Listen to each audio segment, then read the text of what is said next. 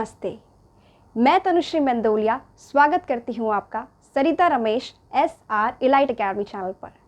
आज का वीडियो एक बहुत ही इंटरेस्टिंग टॉपिक पर होने वाला है, जो कि है कि प्याज काटते समय हमारी आंखों में आंसू क्यों आते हैं। इसी चीज़ को थोड़ा और डीपली समझने की कोशिश करते हैं कि हमारी आंखों में आंसू आते ही क्यों हैं और किस प्रकार से आते हैं। तो शुरू करते हैं। सबसे पहले तो हमें ये समझना है कि हमारी आंखों में आंसू किन कारणों से आते हैं। चलिए करते हैं उनका वर्गीकरण। हमारी आंखों में आंसू 3 प्रकार से आते हैं, जिसमें से पहला है बेसल टीयर, दूसरा है इमोशनल यानी कि भावनात्मक टीयर और तीसरा है रिफ्लेक्सिव टीयर। आइए जानते हैं फर्स्ट टाइप ऑफ टीयर के बारे में, यानी कि बेसल टीयर के बारे में। बेसल टीयर एक अनैच्छिक क्रिया है। अनैच्छिक क्रियाएं वो क्रियाएं होती हैं जो कि हमारी इच्छा के अनुसार नहीं होती हैं, वो हमारे शरीर में खुद ब खुद हो जाती है। जैसे कि हमारी पलक झपकना, दिल का धड़कना या हमारी जो पाचन प्रक्रिया है वो भी एक अनैच्छिक क्रिया है। और अनैच्छिक क्रिया को अंग्रेजी में इनवॉलंटरी एक्शंस कहते हैं।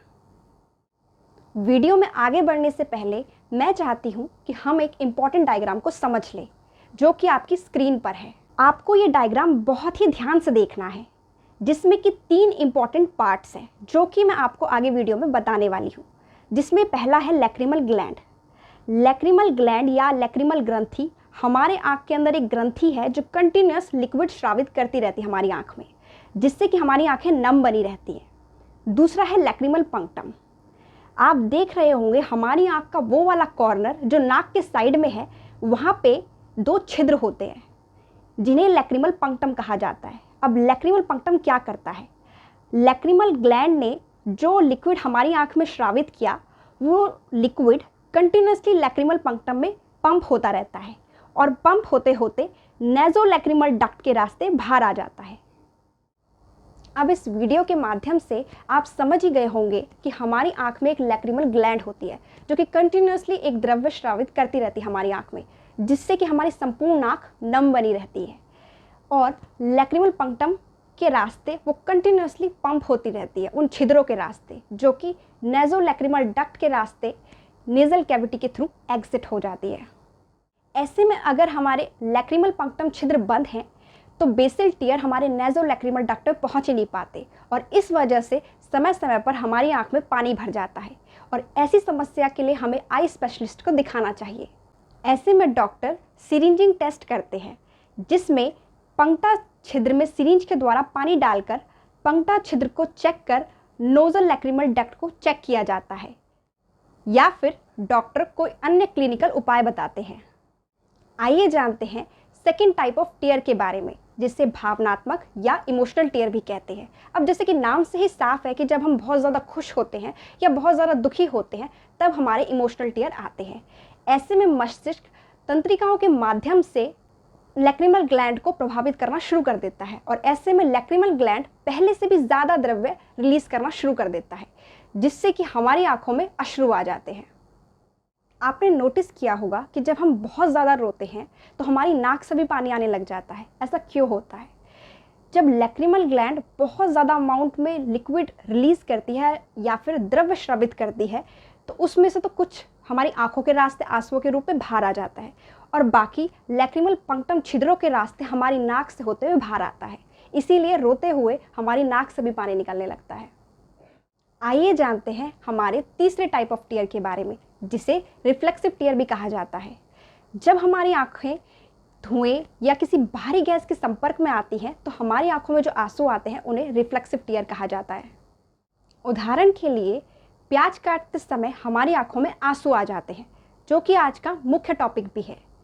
प्याज काटते समय हमारी आंखों में आंसू क्यों आते हैं, आइए जानते हैं डिटेल में। प्याज काटते समय प्याज में जो अमीनो एसिड सल्फॉक्साइड और प्रोपेन सल्फेनिक एसिड नाम के केमिकल होते हैं, प्याज काटने के दौरान यह दोनों एसिड बाहर आकर आपस में मिलकर प्रोपेनथियोल एस ऑक्साइड बनाते हैं, और इस कंपाउंड की तीखी भाप या गैस हमारी आंखों के संपर्क में आते ही आंखों में जलन शुरू हो जाती है।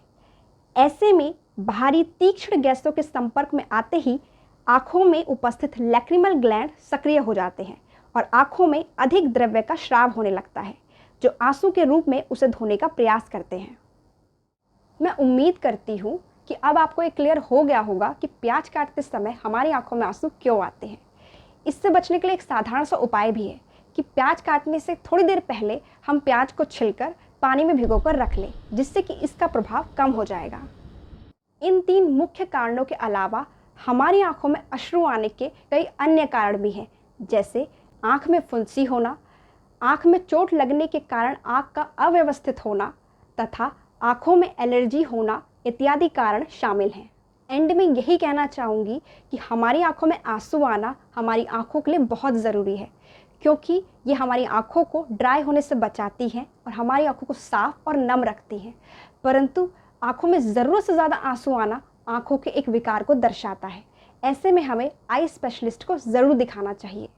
बने रहे मेरे साथ नेक्स्ट सेशन के लिए, जिसमें कि कुछ क्वेश्चन आंसर्स हैं जो कि आपके बोर्ड या कॉम्पिटिटिव एग्जाम्स में आने के साथ साथ आँखों के बारे में आपकी जानकारी को और बढ़ाएंगे।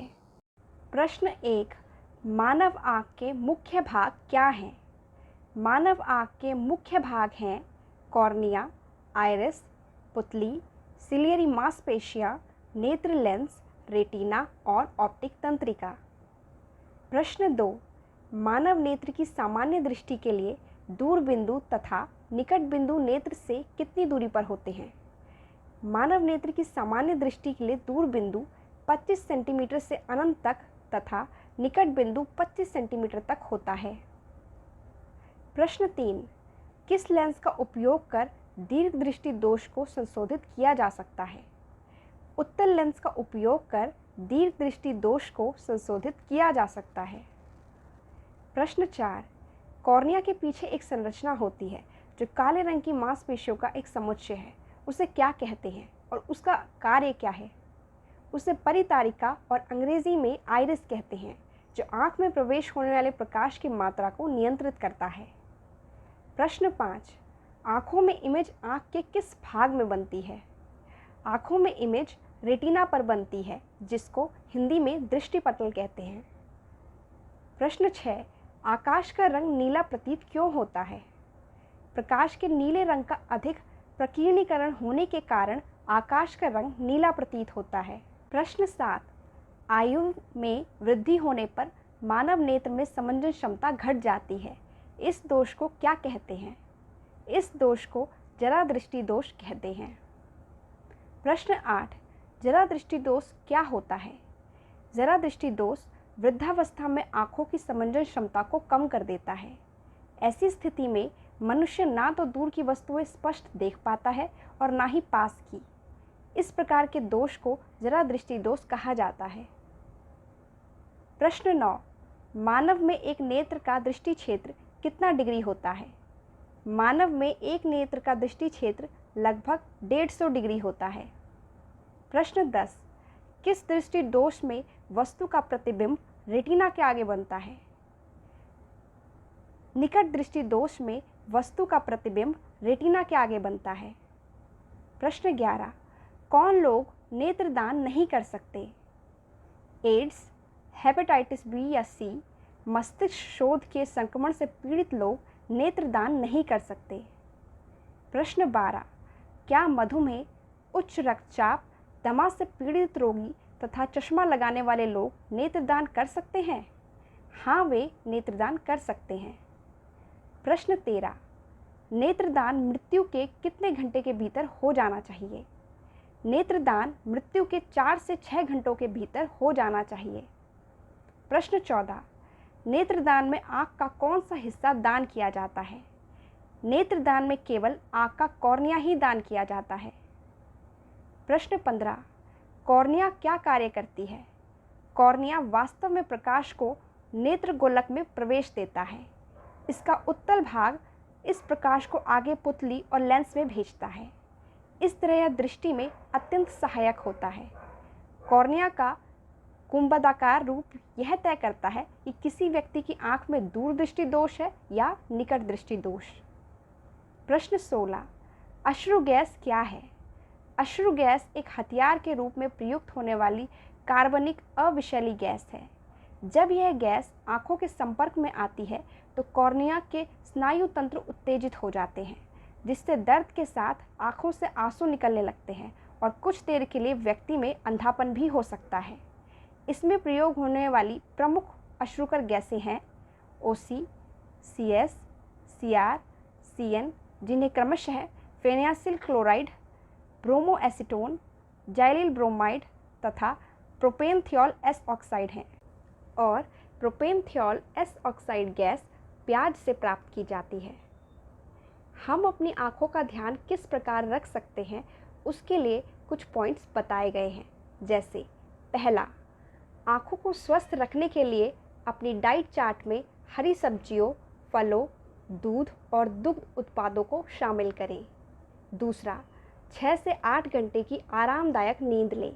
ये आपकी आँखों को प्राकृतिक तरीके से तरोताज़ा रखने में सहायता करती है।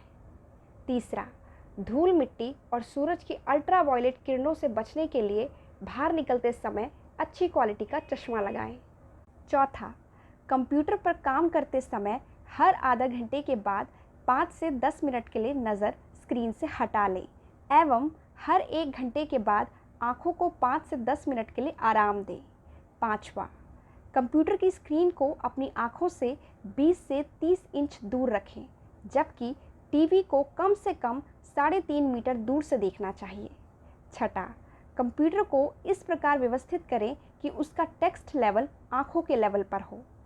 सातवां, पढ़ते समय या नज़र का काम करते समय पर्याप्त रोशनी रखें। आठवां, कभी भी चलती हुई गाड़ी में न पड़ें। नौवां, देर रात तक कृत्रिम रोशनी में काम ना करें। 10वां, दिन में 2-3 बार आँखों को साफ पानी से ज़रूर धोएं।